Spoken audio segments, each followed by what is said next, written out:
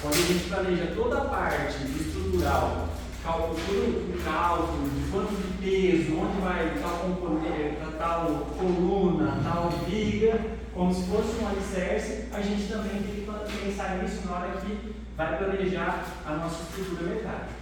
Aqui, esse lindo cirurgião aqui planejando o caseiro dele. Vamos para a próxima imagem. Só uma mensagem que eu acho bonita, justamente sobre uma citação de um monge inglês, essa ideia dos 3 caminhos que ele cita para o fracasso. Ele diz que não ensinar o que sabe, não aplicar o que ensina e não perguntar o que se ignora. Se você não fizer nada disso, você terá fracasso.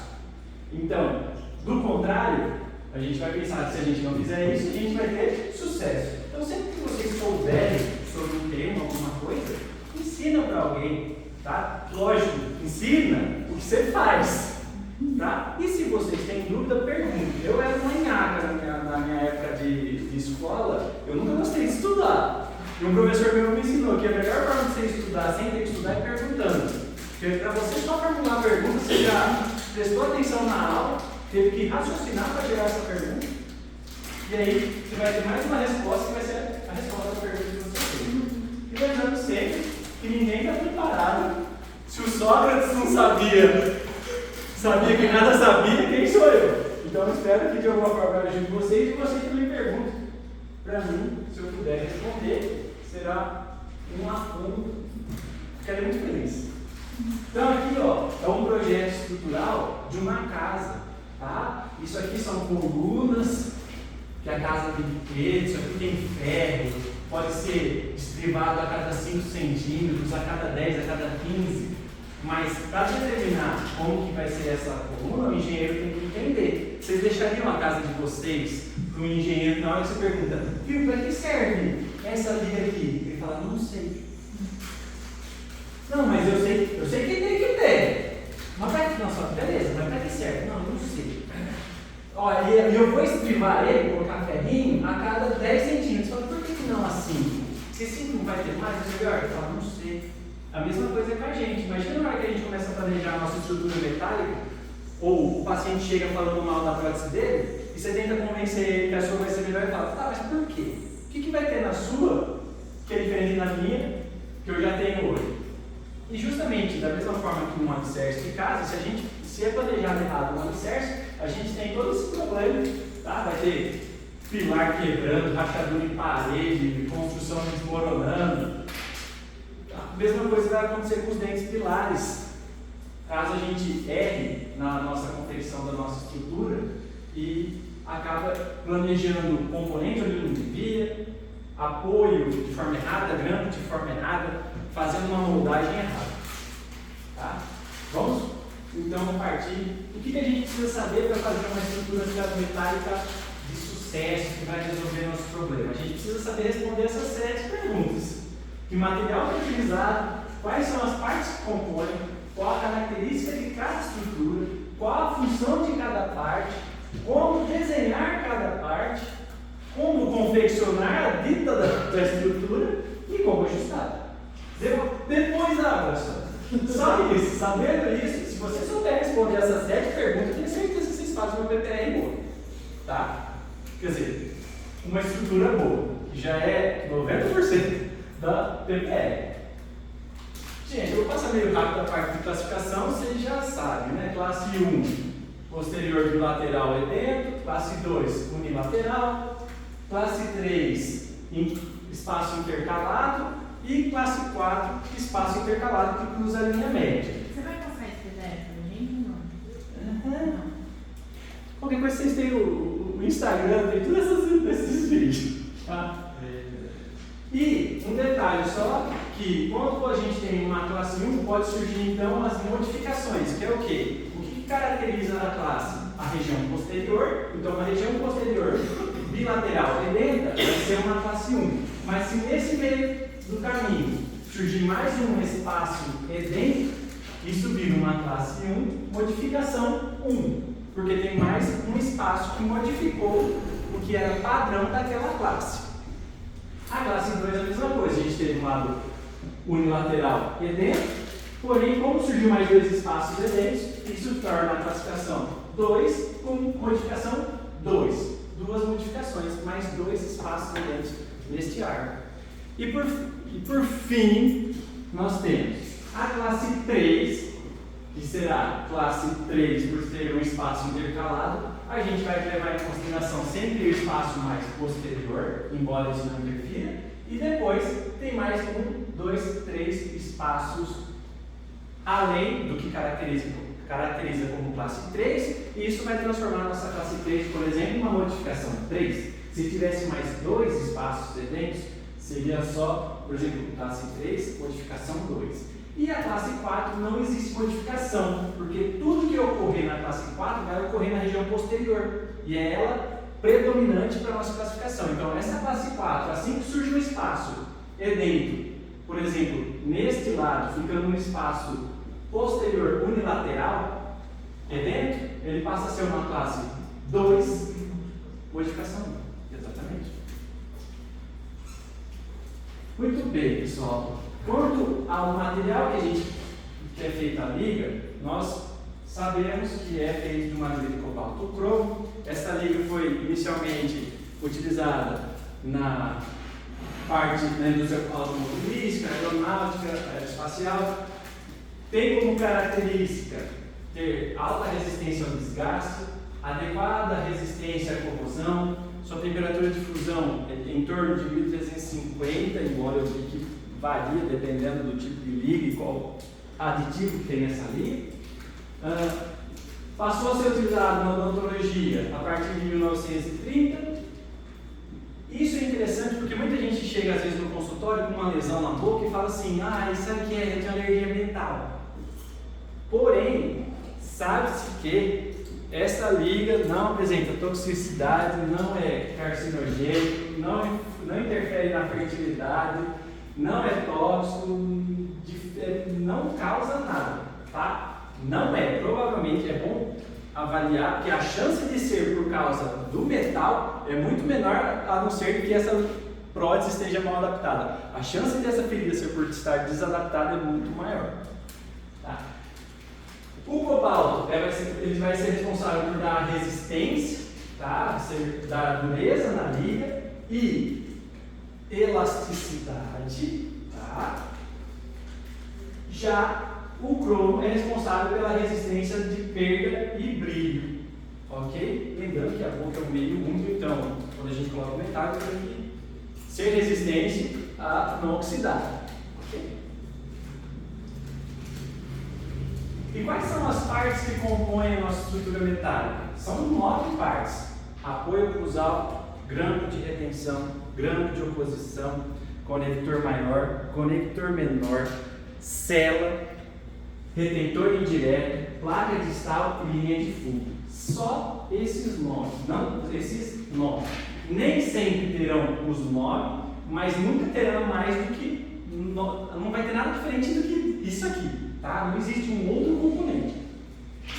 Aqui tem uma representação do que seria um arco completo, totalmente edento. Eu fiz esse esqueminha, tá? Os dois molares, os dois prés, canino, lateral e central. Dá para entender esse esqueminha? Ele vai seguir a gente no resto daí para frente. E aqui, uma simulação deste mesmo arco, só que é dentro. Isso aqui seria que classe? 2 modificação. Exatamente, uma classe 2 modificação 1. Classe 2 por ser de extremo livre no lateral, modificação 1 por ter mais um espaço. Vamos ver se realmente existem esses componentes que eu falei. Nós temos apoios nos seus devidos lugares, temos os grampos de retenção, os grampos de oposição, conector maior, nós vamos ver por que é esse tipo, conectores menores unindo o conector maior aos outros componentes, cela, retentor indireto, a cela, a nossa placa distal e a linha de fulcro passando. A linha de fulcro, que é um componente virtual que a gente vai ver mais para frente qual que é a função dela. Está muito rápido? Tá, beleza. Qual que é? Vamos começar pelo nosso apoio cruzal. Aquela sequência que vocês viram é a sequência de planejamento. tá? Aquela lista está justamente na ordem. Quando a gente pega um modelinho e começa a desenhar, a gente segue aquela ordem: apoio, grampo de retenção, grampo de oposição, conector menor, célula, retentor indireto, placa distal e linha de fuga. Nosso apoio oclusal, que a gente tem como característica, tem formato triangular, com base voltada para a crista marginal, tá? Bordas divergentes, ou seja, expulsivas no sentido cérvico-oclusal. Ele tem a altura desse triângulo deve ocupar metade da distância mesiodistal. Notem aqui nessa representação, o triângulozinho, a altura dele está ocupando metade da distância mesiodistal, e a base do triângulo, lá na crista, que fica localizada na crista marginal, ela ocupa 1/3 da distância vestíbulo-lingual. Notem que eu dividi agora esse dente em 3 partes. A base do triângulo está ocupando 1/3 dessa distância.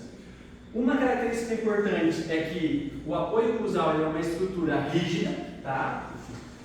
Vai ter em torno de 1 a 1,5 mm, então não existe fazer apoio oclusal sem nicho, porque vai dar interferência oclusal, tá? Nicho de no mínimo 1 milímetro, no mínimo. Dependendo do dente, você pode fazer de 1 milímetro, 1,5 milímetros, tá? Se tiver, por exemplo, alguma amálgama, alguma coisa bem na região que você vai preparar, aproveita aquele amálgama e prepara um pouquinho mais fundo, fica melhor ainda. Isso vale muito a pena. Fica localizado na face oclusal dos dentes posteriores, aqui um exemplo de um premolar, e na lingual dos dentes anteriores, incisivo central, lateral e canino. Fica por lingual. E ele se acomoda no nicho. Um detalhe interessante, quando a gente passa a fazer apoios em dentes como molares, que são multirradiculares, não há necessidade de estender esse triângulo até metade da distância médio-distal. Por quê? Justamente, notem que ele só está ocupando 1/3. Por que disso?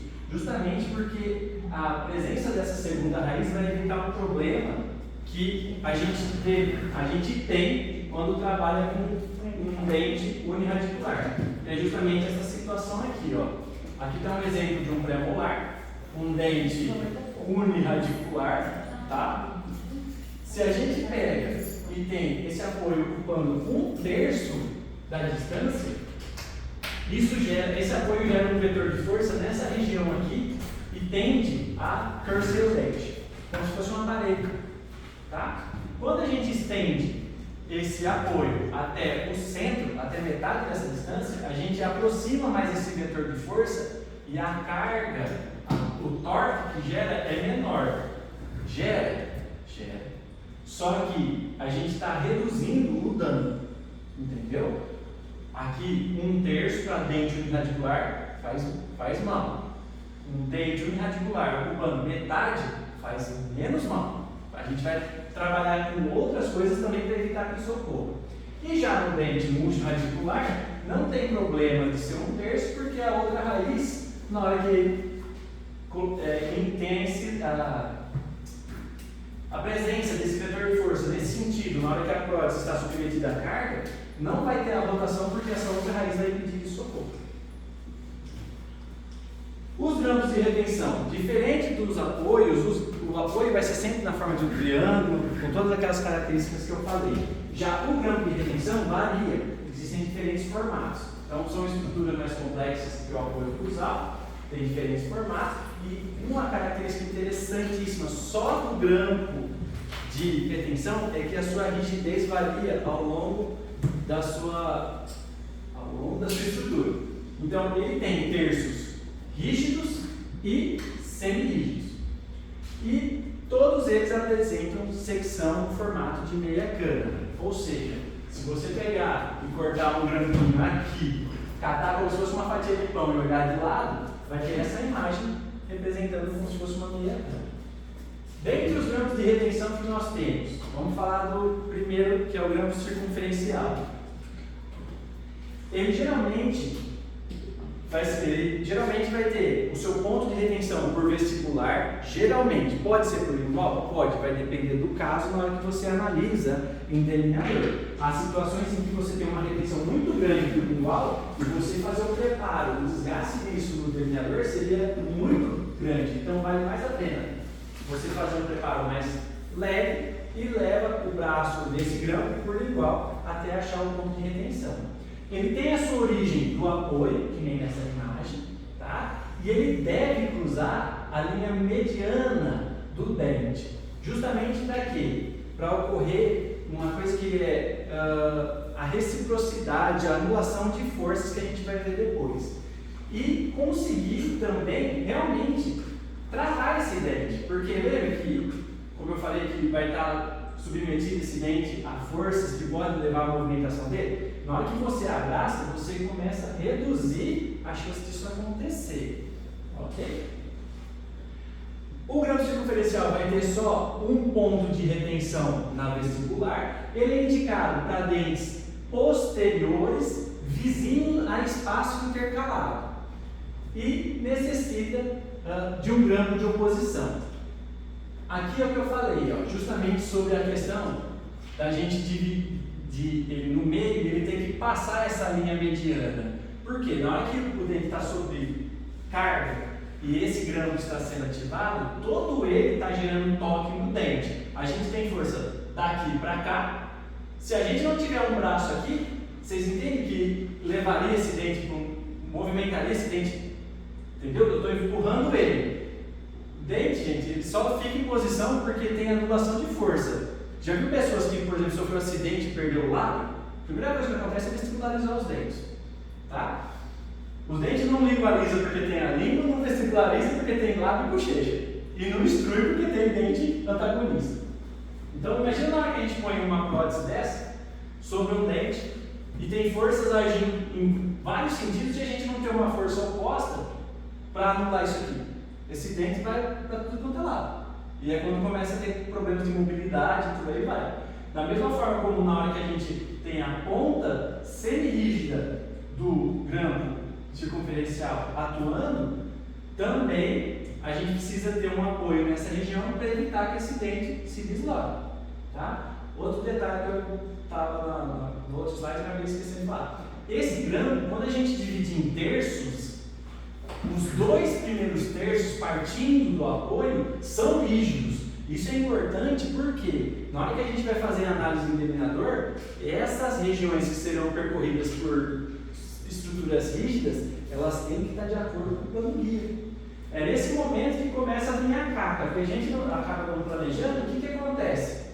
O protético alivia, ou ele alivia e na hora que você vai provar isso aqui fica folgado, ou ele faz de acordo certinho e na hora que ele tira do gesso, o gesso se desfaz. Ele dá uma gastadinha, mas na hora que você tenta pôr na boca, isso aqui não entra nem por decreto. Aí você começa a ajustar, ajusta.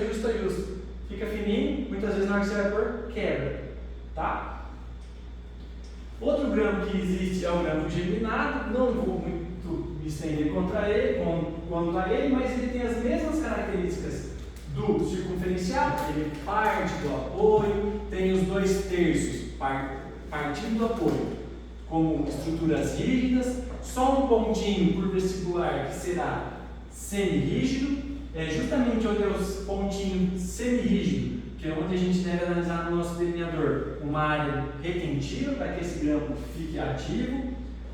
Uma coisa interessante é que o grampo geminado, ele é meio assim, você está precisando de mais retenção, você põe um grampo geminado, tá? É diferente, por exemplo, do circunferencial, que justo onde tiver um espaço intercalado posterior, um espaço intercalado com dentes posteriores vizinho a ele, você vai pôr um grampo circunferencial. Já um grampo geminado é uma condição que nem essa, você tem uma classe 4.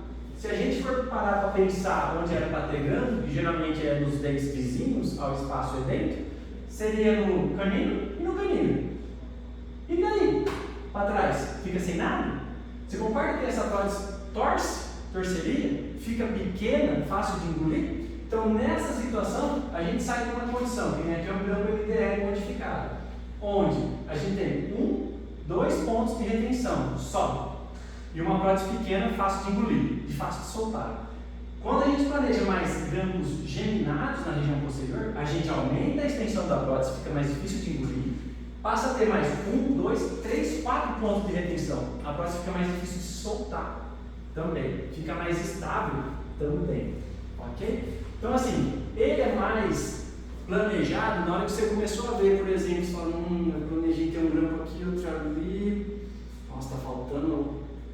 Porque se vocês olharem, ele não fica vizinho a espaço edêntico. Difícil, tá? Existem situações onde ele pode estar vizinho, mas geralmente não está e você acaba planejando um grampinho desse tipo, ok? O MDL modificado, ele vai fazer, a gente vai usar em que situação? Como eu havia dito, em espaço intercalado. Dente posterior, vizinho a espaço intercalado, a gente vai ter grampo circunferencial. Dente anterior, vizinho a espaço intercalado, a gente vai usar o MDL modificado. Por que não usa um grampo circunferencial? Ele não é estético. Imagina um canino, no dente anterior, com um grampo circunferencial, que ele tem que cruzar a linha mediana do dente e achar um ponto de retenção do outro lado. Ia ficar toda a face vestibular com uma cinta metálica. O que o grampo MDL vem fazer? Ele vai, a gente planeja um apoio por mesial, ele vai percorrer toda a lingual, percorrer a distal e achar um pontinho de retenção. Ó, aqui está o nosso apoio por mesial, ele sai da mesial, percorre por distal e acha um pontinho de retenção por vestibular. Então, o que mostraria se fosse um circunferencial? Ele teria um ponto de retenção só desse lado, o MDL a gente esconde um pouco mais, ele é mais estético, ok? E ele também tem as mesmas propriedades de anulação de força do que um circunferencial, justamente, ó, na hora que o grampo atua nesse sentido, esse braço está protegendo. Na hora que temos aqui, fica faltando só um pouquinho nesse quesito, tá? Mas ainda assim, ele é um grampo que, por abraçar o dente, não gera tanto problema. E um detalhe importante, o grampo circunferencial precisa de um grampo de oposição, o MDL não, porque o próprio braço, os 2/3 iniciais dele, que são estruturas rígidas também, fazem o papel de grampo de oposição. Já o circunferencial precisa, e o próximo grampo que eu vou falar, que é o de hoje, também. Ele só entra no canino. Oi? Ele só é usado no canino. Canino, lateral e central, todo o anterior. Premolar já Não, porque vale mais a pena se eu usar o circunferencial. Aí segue aquela regra lá de que a extremidade do grampo é flexível também. Exatamente, mesma coisa. Praticamente todos os grampos, né? Tá, os 2/3, nós dividimos em terços, os 2/3 iniciais são rígidos, a pontinha semi-rígida. Tá? É isso aí. O grampo de roxo, eu adoro esse grampo. Gente, se tem uma coisa que o nego erra, ainda mais na internet, que dá pra ver assim, você tem vontade de estrangular, porque é tão fácil. Não tem grampo mais fácil. É o grampo de roxo. Quando vai usar? Extremidade livre. Dente vizinha, extremidade livre. É canino, é grampo de roxo. É central, é grampo de roxo. Se está vizinho a um extremo livre, roxo. Mas não tem outra desculpa. O que guarda é o seguinte: o que nego acaba inventando às vezes? Vou pôr um grampo de roxo, mas tem um molar bem inclinado aqui que dá para pôr um apoio nele. Se você vai pôr apoio no molar, já põe um grampo circunferencial e trata essa porra desse canino aqui como um outro grampo circunferencial. Você tem que decidir o que você vai fazer. Mas, ou você vai tratar isso como uma extremidade livre e isola aquele dente, acontece muito, ou não, ela está um dente marromeno, não quero usar. Então você vai usar direito, vai pôr o apoio certinho, fazer um grampo circunferencial, e aqui que é um premolar, outro grampo circunferencial. Não vem com o meio termo, porque senão ele vai estar errado. Vocês vão ver como que ele funciona. Então, o grampo de roxo tem sua origem no conector maior, percorre o rebordo alveolar até atingir a região vestibular, que ele sai por lingual, lá no conector maior, percorre a crista e depois ele sobe aqui por vestibular. Toda a sua extensão final é semi-rígida. Todo esse braço aqui. Tá? Isso aqui é importante, que às vezes o grampo dá uma afrouxada. Se a gente quiser dar uma ajeitadinha com o alicate, dá, mas toma cuidado para não quebrar. Outra coisa, dá uma esquentada com o maçarico, para dar uma aliviada. Tá? Ainda assim a chance de quebrar é grande. A liga de cobalto é muito rígida, a chance de quebrar é grande. Toda vez que o paciente começa a pedir, aperta meu grampo, ou você errou no seu planejamento, vai ter que tomar cuidado. Tá? E como ele atua, o grampo de roxo? Ele atua como se fosse uma alavanca de segundo grau. O que é isso? Aqui é um exemplo de uma alavanca de primeiro grau. A alavanca de primeiro grau ela tem como eixo o meio. Quando submete a carga no sentido de um lado, o outro lado da gangorra se movimenta no sentido oposto. Uma alavanca de segundo grau ela tem como característica que o eixo vai estar totalmente deslocado para um dos lados. E quando você submete algum canto a uma força em um sentido, todo o resto se desloca no mesmo sentido. Tá? E a mesma coisa se for em sentido oposto. Se aqui for para cima, aqui vai para baixo. Já aqui, na alavanca de segundo grau, se aqui for para cima, todo esse braço vai para cima. Vamos ver o que acontece com a prótese. Ó, aqui tem o nosso premolar e aqui está a nossa prótese. Eu não sei mexer direito, já é coisa horrorosa, mas dá para entender. Tá? Vamos supor que aqui é o nosso apoio, ó, o nosso apoio cruzado está planejado errado. Tá? Então, o nosso apoio ele passa a atuar como o eixo da nossa balança e quando for submetido a uma força mastigatória, ou seja, que empurra essa peça para baixo, vocês concordam que para baixo não tem porquê essa prótese ser retida. Ok? Até então eu estou empurrando ela no sentido dela ficar. Só que, se for planejado errado, nesse momento, isso vai acontecer, ó. Tá vendo? Está rotacionando nesse eixo, aqui abaixa, o grampo fica ativado. É isso que a gente quer? Não, nesse momento não precisa. E a mesma coisa acontece se o paciente morder uma bala TOF, aquelas balas 7 belo, e for pro dentro. O que vai acontecer? Na hora que for abrir, isso aqui vai deslocar para cima. E o grampo vai inativar. Ele vai afastar do pontinho de retenção que a gente queria. Ou seja, ficou uma catástrofe isso aqui. Tá? Agora, qual a diferença na hora que a gente pega e planeja o apoio distante do espaço de extremo livre? A gente joga todo esse eixo para um dos cantos. E aí, na hora que eu submeto uma carga nesse sentido, o paciente mastigou de novo a nossa bala septibela, e ele vai abrir a boca. Como o eixo está totalmente deslocado, aconteceria isso, tá? Por que não vai acontecer? Porque na hora que isso era para acontecer, o nosso grampo vai travar, vai ser ativado e vai travar nos dois pontos que a gente procura no delineador, justamente quando a gente vai fazer o nosso grampo de roxo, tá? Ó, isso aqui é lindo de ver, tá? Aquele outro caso que você tem aqui, ó, é caca. E a mesma coisa na hora que morde. O paciente mordeu uma coisa dura, está incluindo a prótese. Eu preciso que ative o grampo? Não. Não tem problema se ele morder e o grampo está sendo inativado. Eu não preciso de retenção nesse momento. Eu estou empurrando a prótese no sentido do rebordo. Tá? É por isso que a gente tem que lembrar e entender essa beleza da alavanca de segundo grau. Agora vamos para grampo de oposição. O grampo de oposição é mais tranquilo, pessoal. Eles são estruturas totalmente rígidas em todos os terços, não existe nenhuma parte dele que é semi-rígido. Isso atenta ao quê? Na hora de analisar um delineador, tem que estar tudo de acordo com o plano guia. Se você olhar onde vai passar alguma parte de grampo de oposição e tiver retentivo, ajusta. Faz o desgaste. Nós fizemos, né, cara? Ficou? Já fez a estrutura? Ficou top? Tá? E eles recebem um nome parecido com os dos seus respectivos grampos de retenção. Então, o grampo de retenção circunferencial vai ter um grampo circunferencial de oposição.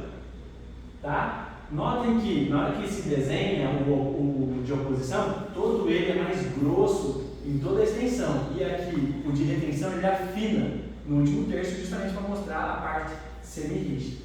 O geminado, grampo de oposição geminado, as mesmas características do circunferencial, todo rígido, a gente precisa analisar no delineador. E por fim, a única coisa que muda é o grampo MTL. Qual que é a indicação do grampo MTL? Ele é indicado para dentes anteriores, ok? Dentes anteriores, vizinho a espaço de extremo livre, que quando for extremo livre, qual que é o grampo de retenção? É isso aí, acho que está sabendo. O grampo de roxo não vai ter um grampo de roxo de oposição. E se a gente for trabalhar com um dente anterior, a gente vai usar o MTL. A única diferença, ele não tem a extensãozinha que vai para o vestibular, que procura um ponto retentivo. Ele só fica por lingual e invade a distal. E quando for de extremo livre e um dente posterior, o grampo de retenção vai ser o de roxo e o grampo de oposição vai ser o circunferencial. Tá em page? Tá. Quer que acelere? Se tiver, você já avisa? A matéria não é fácil, se você acelerar, daí não vai entender. Conector maior. Gente, o conector maior, no geral, ele constitui a maior porção da estrutura. É ele que vai funcionar como se fosse chassi de carro. Vai juntar tudo, ser a parte mais resistente e fazer com que tudo o conjunto funcione. Ok? Existem diferentes tipos de conector maior, tanto para o arco superior quanto para o arco inferior. Vamos ver os do arco superior. Barra anteroposterior, gente, guarda esse nome. Isso aqui é o suprassumo da delicência na reabilitação com PPL em arco superior. Por quê? Não tem como errar. Qualquer arco aceita barra anteroposterior. Não tem nada que contraindique uma barra posterior, anteroposterior, a não ser presença de tórax palatino. Tá? A não ser que o paciente vai remover esse tórax para ter cicatrização, mas no contrário, se não tem tórax palatino, barra anteroposterior, ela é uma barra extremamente rígida, excelente para fazer a distribuição de força entre os componentes quando submetidos à carga, pode ser aplicado em qualquer arco superior, não tem nada que contraindique a não ser presença de tórax palatino. Tá? Um detalhe, no arco superior, o conector maior deve ficar em contato com a mucosa, então uma mucosa espessa que permite isso, ok? Tirando a barra anteroposterior, Danilo, você falou que pode em tudo mesmo quando tem tórax. Eu estou com um caso com tórax, o que eu faço? O tórax está passando aqui, ó. E agora? A gente vai ter o quê? A barra em U, que é tudo que eu falei da barra anteroposterior, menos a porção posterior, tá?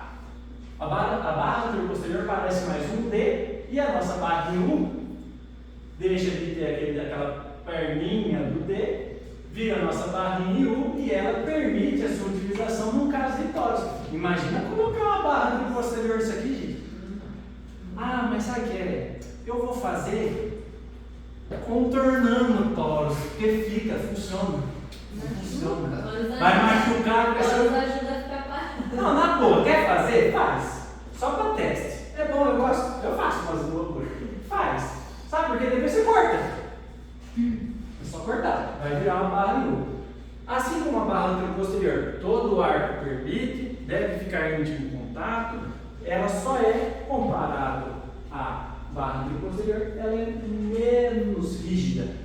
O fato de perder essa barra aqui, ó, reduz a sua rigidez. Mas também isso aí eu não sei dizer, mas eu fico pensando, gente, isso é duro pra caceta. Reduz a sua rigidez, mas o paciente vai morder concreto? Né? Não sei. Mas é uma barra muito interessante também, que você vai usar toda vez que você tiver um caso de tórax palatino. Mas ela é mais confortável para o paciente. Então, isso vai depender de onde vai ficar aquela barrinha posterior da barra no posterior. Se for ficar muito mais vestibularizado, sim. Sabe, casos onde, por exemplo, você terminaria a sua barra por algum motivo aqui perto. Tá? Vai pegando mais onde é repouso de língua. O paciente não gosta, aí você tira e faz a barriguda também. Mas entenda, é mais uma questão de conforto. Dá ali para fazer. Daqui para frente, pessoal, vai ser na parte do conector maior superior, eu diria que é mais para conhecimento, porque sinceramente, eu não uso e acho doideira usar. Mas passando bem rapidinho, tem essa placa palatina simples, que é indicada para casos de classe 3. Qual que é o problema disso? Por ser na forma de chapa, ela tende a ser um pouco mais flexível. Lógico que tem tudo. Isso aí eu não entendo muito bem essa característica, mas os livros dizem que tende a ser mais flexível justamente por ser mais fininha. Ela não é que nem uma barra, ela é que uma placa, tá? Ela é mais fininha. Indicado para classe 3 de. Nossa, 3 e 4, não sei dizer esse 4 eu não tirei, desculpa. Mas ó, classe 3 de quente. Pode ser 4. Pode, né? Voltando, por que eu não gosto dela? Ela fica muito pequenininha. Depende. Vamos falar a verdade. Que paciente que tira PPR para dormir? Eu já tentei um monte. Os meus dormem para PPR. Então, para evitar o risco, você pode fazer na forma de barra posterior. Você aumenta o tamanho disso aqui e fica mais difícil de engolir. E vou mostrar engole. Tá? Tem coisa maior ainda, ó. E eles conseguem. Tá? Olha, imagina um paciente. Isso aqui deve dar infecção, rasgar traqueia, sabe Deus que bicho é? Morreu. Se não morreu, isso aqui só morreu. Coitado. Coitado do João, eu tava com dor nas costas. Ele falou que ia terminar às 7 horas, já é 7h30. Eu falei 8h30, vamos ver. Ó, e por fim, na parte superior, por questão mais de conhecimento, que vocês vão ver isso ainda, tem a placa palatina ampla. Ela é mais indicada para casos onde o paciente tinha poucos dentes. Mas geralmente, gente, voltando, você poderia usar uma barra posterior sem problema nenhum, porque isso aqui é pesado pra caceta, tá? Se não tiver uma boa retenção, tudo isso aqui fica caindo, mexendo, soltando, tá? Tem que ser muito bem planejado. Ela é pesada, tem que trabalhar muito bem o palato aqui, porque senão fica um aspecto muito liso que o paciente reclama. Não tem nada de bom isso aqui, isso é mais um quesito de conhecimento, tá? Mas ó, olha isso. Imagina o peso disso aqui. A gente às vezes pega a estrutura metálica nossa que é toda fininha, já sente um certo peso, isso aqui ó um tijolo. E ó, sobre 2 caninhos. Não, parece uma moldeira. Não, faz um furo na moldeira e cola ali. Não, e sobre 2 caninhos, vai, olha, ou faz a barra no posterior, ou arranca esses 2 caninhos e já põe uma PT. Não, mas sempre opta por PPR, melhor que PT. Tá? Conector maior na parte lingual. Tem 2 tipos, fica fácil de decidir. Ou é barra ou é placa. Vamos começar pela barra. A barra sempre será a nossa opção número 1 de escolha. Por quê? É mais rígida, então distribui melhor carga. Ela, vamos lá, tem formato de meia pera, a tentando meia cana. Notem que os autores gostavam de frutas. Tá? Ó, se a gente pegar e seccionar o conector maior, ele tem esse formatinho de meia pera, a nossa barra lingual. Ela deve ser utilizada sempre que possível, mas tem algumas limitações. Para poder usar uma barra lingual, a gente precisa ter uma distância entre a cervical dos dentes inferiores, anteriores, tá? A cervical aqui, até o fundo de sulco, de 9 milímetros para mais, ok? Quando a gente tiver menos do que isso, já não dá para usar. Por quê? Começa a ficar muito próximo essa distância do assoalho da barra e o nosso assoalho lingual é muito fino. Adivinha o que acontece? Ulcera. Tá? Não deve ficar em contato com a mucosa, diferente do conector maior quando é em palato, que ele deve ficar. Aqui é tudo mucosa fininha, gente, não pode ter contato nem nada. Tá? E um detalhe interessante, a barra não permite a instalação de novos dentes. Então, se você está fazendo, bom, vou fazer a minha PPR. Deixa eu pedir tem 10 milímetros. Nossa, dá para usar barra. Todo mundo falou que barra é bom. Excelente. Mas na hora que você avalia os dentes que sobraram, está com mobilidade.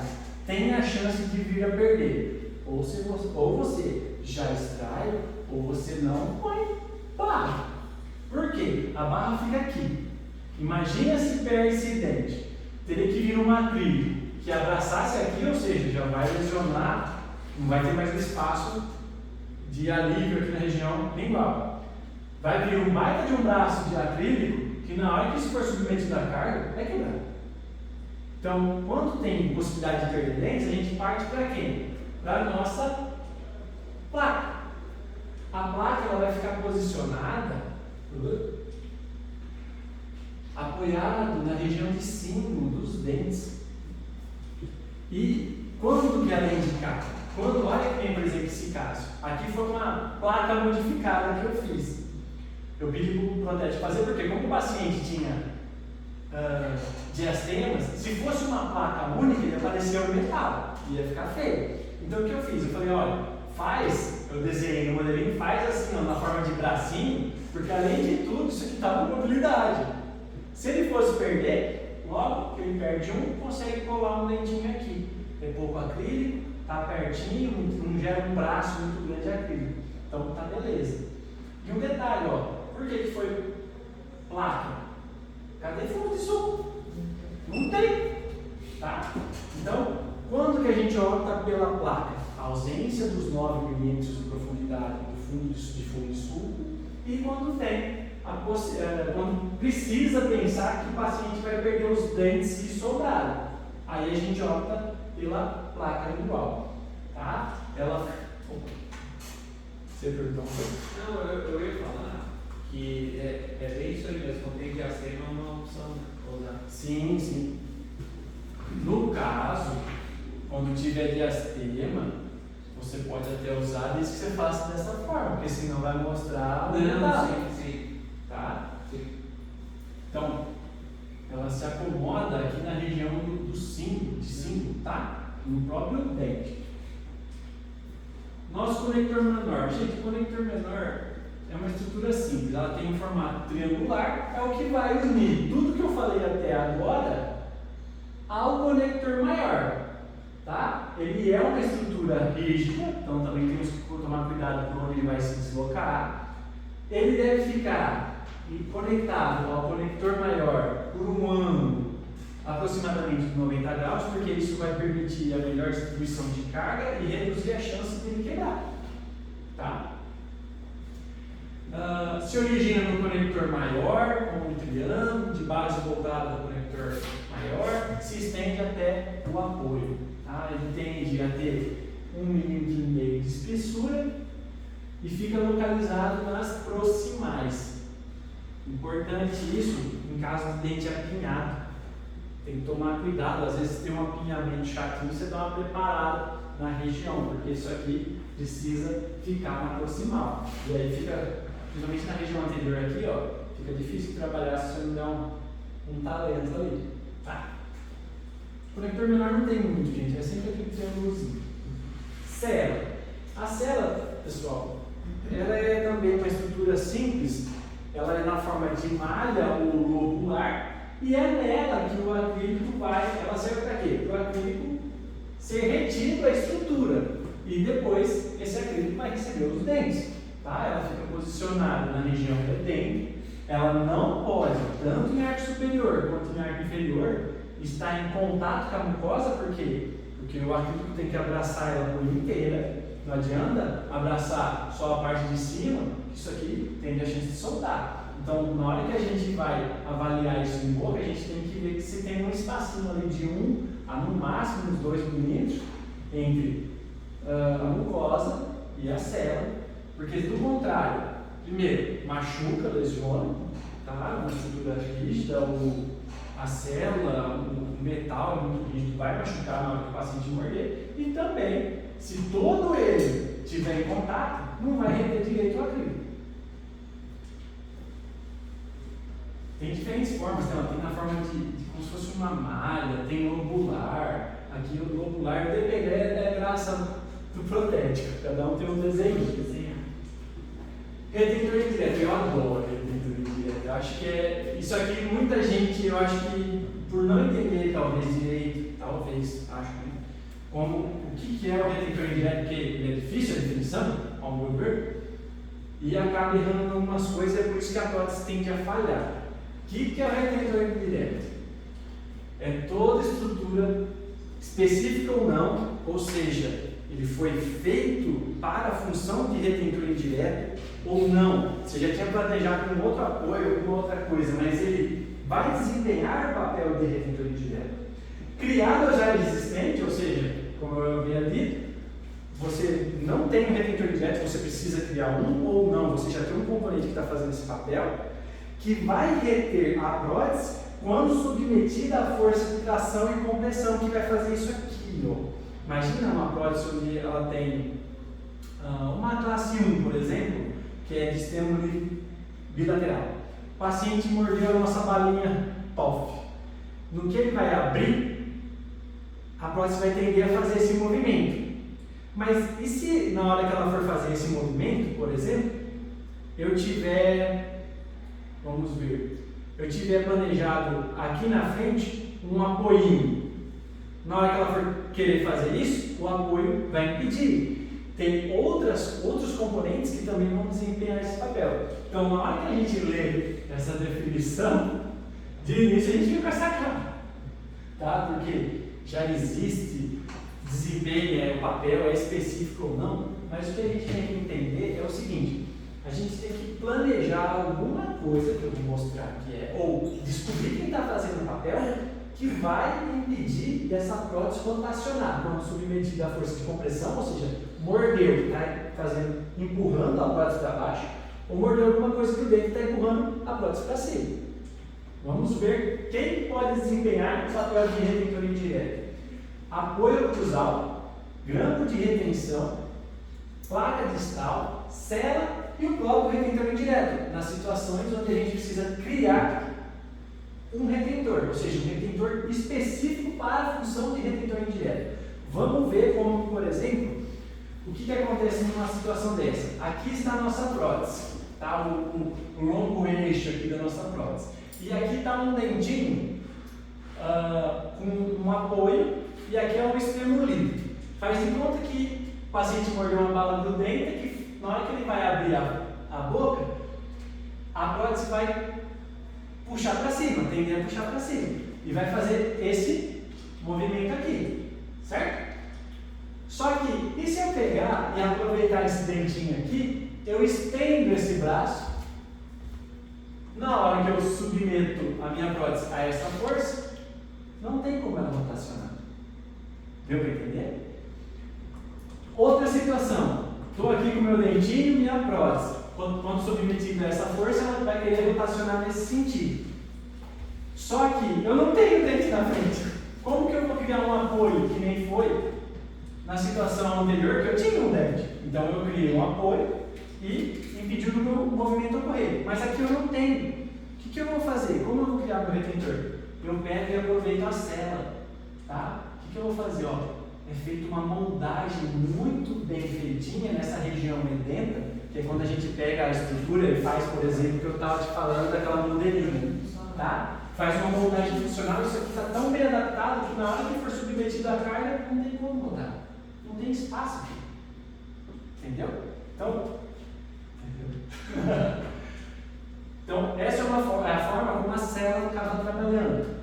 Aqui é um outro exemplo. Como que um grampo de retenção acaba atuando também como um retentor indireto? Imagine essa situação aqui, ó, uma classe 4. A porção anterior não tem dente, temos um dentinho aqui e temos um outro dente aqui. Até então, não estou aproveitando esse dente. Quando submetido à carga, isso rotaciona. Tá? Mas e agora? Eu coloquei, ó, um ponto de retenção. Na hora que submetido à carga, não roda. Perfeito? E por fim, eu tenho a placa distal. Como que a placa distal pode atuar como retentor indireto? Isso aqui, ó, imagina que é um molar. O molar ele tem aqui uma característica mais esférica, assim, né? Ele tem um equador do dente, e a gente planeja a placa distal, que a gente vai ver o que é, mas geralmente ela apoia no terço médio tá? Tanto no sentido cerco-acusal, quanto no sentido vestíbulo igual. Ela vai apoiar nessa região. Se a gente não prepara a superfície distal, a gente tem esse aspecto, um ponto de contato. E que, na hora que submetida a prótese a fazer essa rotação, aqui seria um apoio da prótese sobre o dente, certo? O que vai acontecer? Ele rotaciona livre, ele não pega no dente. Notem que é o mesmo raio, tá? O mesmo raio desse movimento, na hora que ele rotaciona, ele vem rotacionando livre, ou seja, não tem nada que impede essa prótese de rotacionar. No entanto, na hora que eu faço um preparo, um desgastezinho com o meu delineador que eu planejei, eu gero uma superfície toda de contato, eu reduzo o raio do meu movimento e na hora que ele for rotacionar, ele vai esbarrar nessa porção aqui. Consegue ver? Ou seja, o movimento não acontece. Então, olha quantas formas que a gente tem de travar essa boca, travar essa prótese na boca do paciente, através do retentor indireto. Vamos lá, característica do retentor indireto. Quanto mais distante da linha de fulcro, maior a sua efetividade. A gente precisa aproveitar ao máximo as estruturas já existentes. Por que isso? Por exemplo, nesse caso aqui, a nossa linha de fulcro está passando sobre esses apoios, ou seja, é nesta linha que essa prótese pode movimentar nesse sentido, certo? Quanto mais distante da linha de fulcro, maior a sua efetividade. Pô, o lugar mais distante é aqui. Aí você vai meter um conector aqui bem no meio da papila, o paciente não vai usar nem por decreto isso aqui. Pô, mas então, eu crio então outro conector aqui? Não. Ó, aproveitar ao máximo a estrutura já existente. Eu não tenho um conector menor aqui? Não tenho um apoio? O que eu bem faço? Eu crio como se fosse um apoio oclusal, ocupando toda a face, toda a distância mesio-distal, disto-mesial aqui, do dente, logo à frente da minha linha de fulcro. E faço isso só em um? Não, faço nos dois. Eu aproveitei o conector, não criei um conector. Não criei nenhum conector a mais. Aproveitei tudo, consegui aumentar a efetividade, porque eu aumento o tamanho do meu apoio, eu não vou fazer do meu retentor indireto, eu não faço ele no tamanho de um apoio. Eu tenho que aumentar para quê? Para distanciar da minha linha de fulcro. E faço dois. Tá? Evitar regiões de descanso de língua, porque afeta a estética, pode aparecer o paciente ter algum diastema, alguma coisinha aqui, ou até mesmo a fonética, mas vendo coitado não tendo o apoio a descanso de língua. E existe um retentor indireto para cada linha de fulcro, ou seja, existem situações onde a gente vai ter duas linhas de fulcro. Por um exemplo, cadê? Olha esse caso lindo. Isso aqui de classe que é? Errado. Classe 1. Porque pega o... Região posterior, quem manda? Classe 1, modificação 1. Então, ó, vocês conseguem ver que sobre este apoio é possível que essa prótese rotacione quando ele morder, por exemplo, uma maçã aqui? Quando ele morder uma maçã e essa prótese querer intruir, se aproximar da mucosa, ela vai fazer esse movimento através dessa linha de fulcro. Da mesma forma, quando ele mordeu a maçã e depois jogar a maçã lá para trás, e ele for mastigar com os dentes do fundo, na hora que ele submeter sob forças de compressão e mastigação aqui, ela não vai rotacionar sobre essa linha, vai rotacionar sobre essa linha. Então eu tenho que pensar, para um caso desse, o que vai atuar como retentor indireto para quando o movimento ocorrer nessa linha de fulcro, o que vai atuar como retentor indireto para quando o movimento ocorrer nessa linha de fulcro. Então, para cada linha de fulcro, temos um retentor indireto específico para ela. Placa distal. A placa distal, pessoal, ela vai ser indicada para dente posterior, vizinho a espaço de extremo livre. E qual que é que classe que geralmente vai aparecer? As únicas que tem extremo livre, classe 1 e 2. Fica localizado na face distal, tá? Aqui, ó, que bonitinho minha placa distal. Ela é uma estrutura rígida, se acomoda em regiões de planos guias. Por que isso?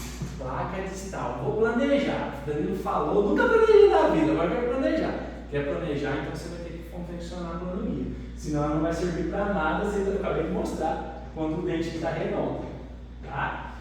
Então, ela vai se acomodar em regiões de planos guia. Eu quero planejar a placa distal, vai ter que desgastar o dente.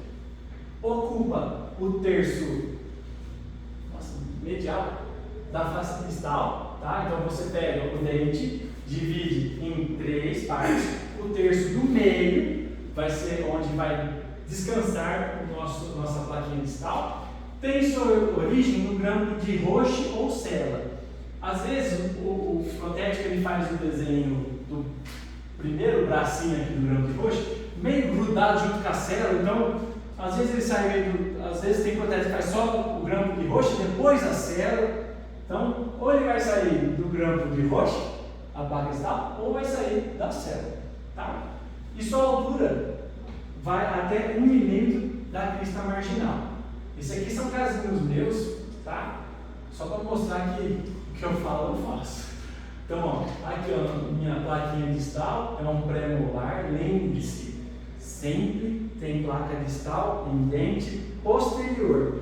Pô, Danilo, mas o que faz um papel parecido ao da placa distal se for um dente anterior? O braço, a parte distal do braço do MDL. Tá? Lembrando que o grampo de oposição aqui é o M, quando é um dente anterior, é um MDL. Ok? Voltando. Ô Danilo, deixa eu fazer uma pergunta para vocês. Por que precisa um apoio do interior do nosso individual Rio de Janeiro? Cadê? Aqui? Ah, eu acho que você não estava. Isso aqui na verdade parece a coisa, não é? Qual que é a ideia? Eu não tenho aqui 9 milímetros de fundo de sul. Então não dá para eu usar barra lingual com um monitor maior. Eu tive que usar placa. Só que se eu fizesse uma placa tudo unida, ia aparecer através do diastema. Ah, entendi. Aí eu pedi para o protético. Entendeu? E além de tudo, além de não ter espaço, esse paciente tinha mobilidade. A placa não permite colocar dente. A barra permite. Tá? Desculpa. Não, é gostoso. Come pipoca, gente. Vocês estão caindo de sono, estou acabando. Ó, então, olhando o nosso dente por distal, a gente divide em 3, a placa vai ocupar esse espaço aqui. Tá? Lembre-se que esse espaço tem que ser preparado no delineador para ele estar paralelo com o plano guia e ela vai ficar em torno de 1 milímetro aquém da margem. E outra característica interessante da placa, já viu o paciente falar assim, nossa doutor, eu coloquei a prótese, mas junto uma comida entre o dente e a prótese é horrível, não dá, é carne, é arroz, e passaroca. É justamente porque, olhem esse pré-molar, por exemplo, que não foi preparado. Não gosto do delineador que eu vou usar, eu sou rebelde. Na hora que você... Mas quero fazer a placa. Eu quero fazer a placa, mas não quero fazer o delineador. O que acontece? Primeiro que a placa vai tocar num cantinho de nada. Não vai funcionar como a gente viu, nem como retentor direto. E além de tudo, olha toda essa superfície em vermelho, é um espaço que vai ficar de folga. Por quê? Por ser uma estrutura rígida, ele não pode adentrar nessa área retentiva. Então ele vem aliviado de toda essa área. O que você acha que acontece aqui? Junta comida, tá? Junta comida, vai inflamar a gengiva, perda óssea, catástrofe. Só que na hora que eu fizer um desgastezinho aqui, ó, de 1 milímetro, o que vai acontecer? Ó, eu vou andar a espessura da própria placa. Um cadinho mais, né? Eu vou andar aqui mesmo, tá? Notem, a placa vai passar a ter, podia ser dentro, é que eu não sei trabalhar muito bem no PowerPoint. Mas o que vai acontecer? Além de aumentar a superfície de contato da placa, ela passar a atuar como retentor indireto, olha a área como reduz. Então a captação de alimento é bem menor. Ah, mas ainda vai ter, mas puta que pariu aqui. Reduziu um monte, tá? Fica muito mais confortável, é impressionante como o paciente passa, ele te agradece. Tá? Isso faz muita diferença. Isso? Não que tava. Faz um vídeo no movimento, ó. Eu não sei mexer direito no PowerPoint. Tá bonitinho, tá bonitinho.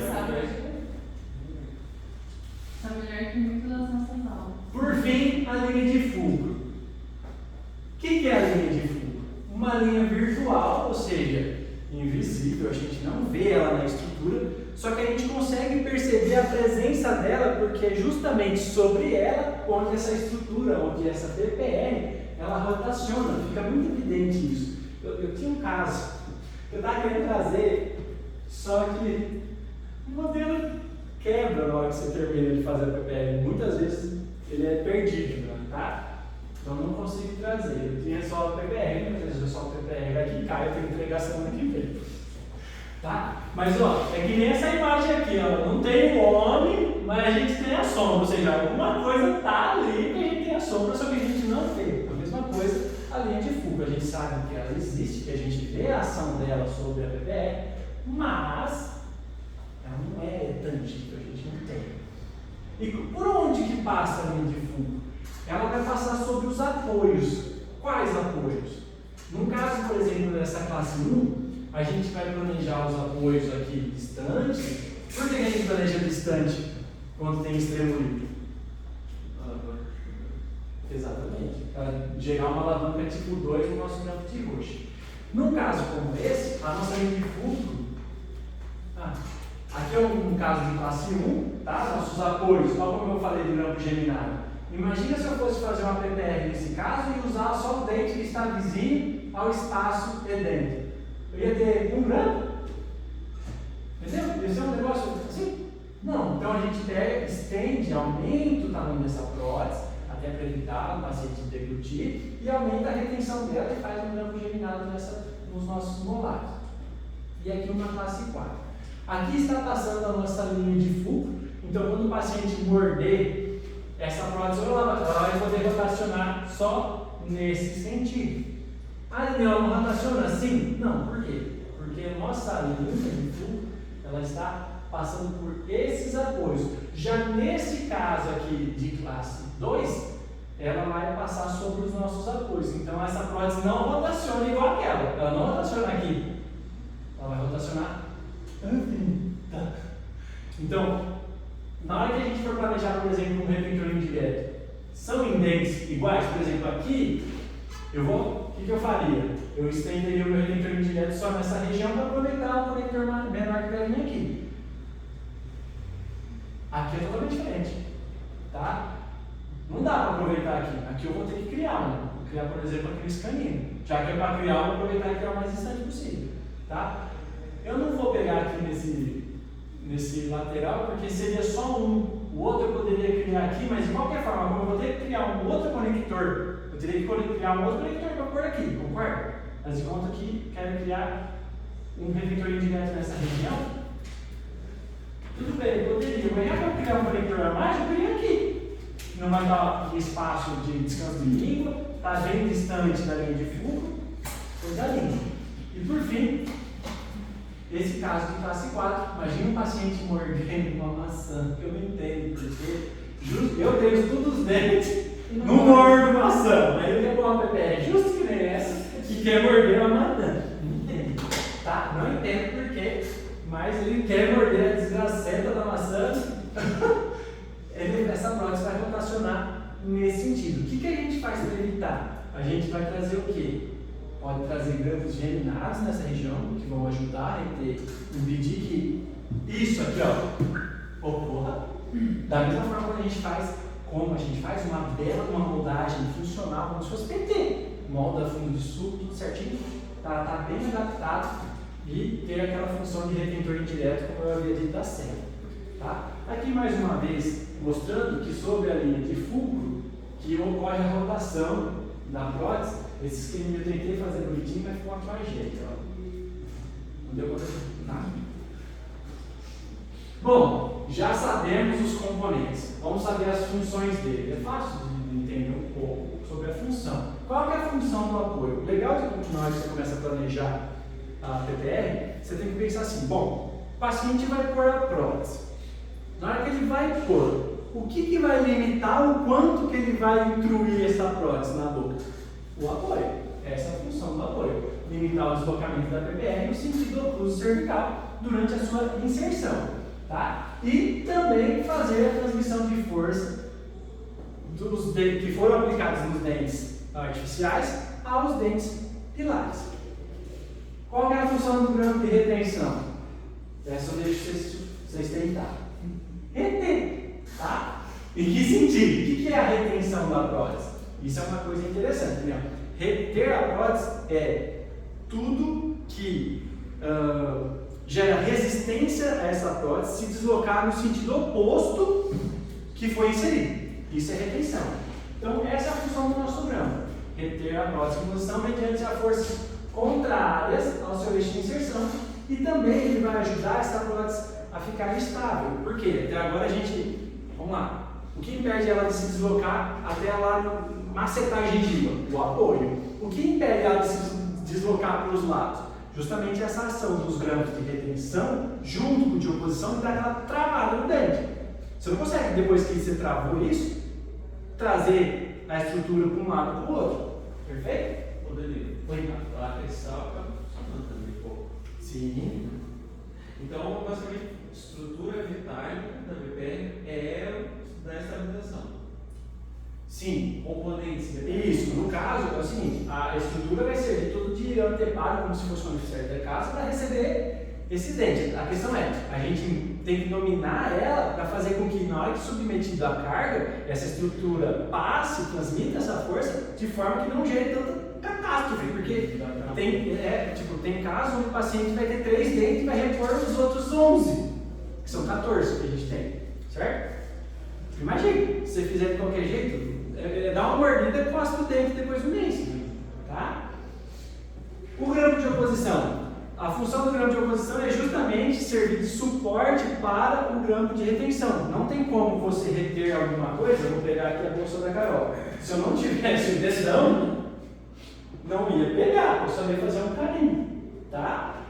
E também ele vai servir para estabilizar o dente. Lembre-se, como a gente vai ter a retenção, a ação retentiva do grampo de retenção, a gente vai ter que fazer com que ele passe por um momento do equador do dente.